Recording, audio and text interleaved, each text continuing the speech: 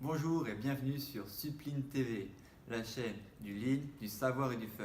Aujourd'hui, nous allons parler de l'utilisation du système tiré pour éviter la surproduction. Aujourd'hui, de plus en plus d'entreprises mettent en place une démarche Lean ou commencent à penser Lean afin d'optimiser leur production. Nous allons vous présenter et expliquer l'un des 14 principes du Lean. Alors, qu'est-ce qu'un flux tiré?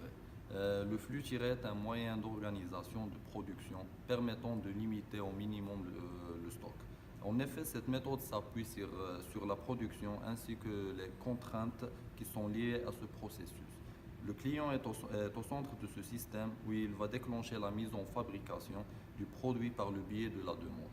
Ainsi, le flux tiré va optimiser le processus de production dans son ensemble et non localement comme pourrait le faire le flux poussé. En ce qui concerne les désavantages et avantages de la production en flux tiré, c'est que pour les entreprises qui sont historiquement en flux poussé, la transition va être très difficile pour passer en flux tiré. Mais en avantage, on va avoir un gain de temps et un gain de coût au niveau du stockage avec une diminution du stockage. Et l'avantage primordial du flux tiré va être éviter la surproduction. Le flux tiré implique d'utiliser un outil, le Kanban, qui est une méthode d'approvisionnement des postes de travail qui vise à déclencher la production du poste en amont à partir de la production du poste en aval. Alors, qu'est-ce que la surproduction? La surproduction, c'est produire plus que le besoin client. Mais du coup, ça peut entraîner un gaspillage et ça serait le pire des gaspillages car ça entraîne d'autres gaspillages. La surproduction fait partie des 7 Muda, donc les 7 gaspillages importants qu'une entreprise peut avoir. Mais qu'est-ce qu'un Muda? Un Muda, c'est une activité improductive qui n'apporte pas de valeur aux yeux du client. Donc la surproduction implique un autre Muda qui s'appelle le surstockage ou stock inutile, qui implique des frais supplémentaires de stockage et des possibilités de perte de produits, aussi un mouvement inutile interne dans l'entreprise par des déplacements pour stocker le produit, mais aussi entraîne aussi une organisation supplémentaire.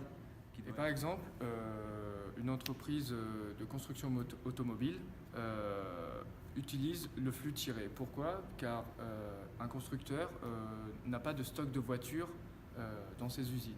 Elle reçoit des demandes, elle construit une voiture ou deux voitures s'il y a deux demandes et elle les envoie. Elle ne construit pas de surplus pour éviter de les stocker et d'avoir des frais supplémentaires. Pour finaliser cette vidéo, nous pouvons dire aujourd'hui que de nombreuses entreprises utilisent ou du moins essayent le système tiré.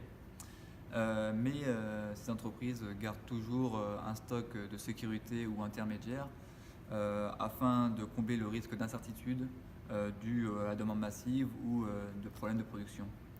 Mais on peut se demander du coup, est-ce qu'il serait possible pour une entreprise future d'utiliser le système tiré sans stock derrière?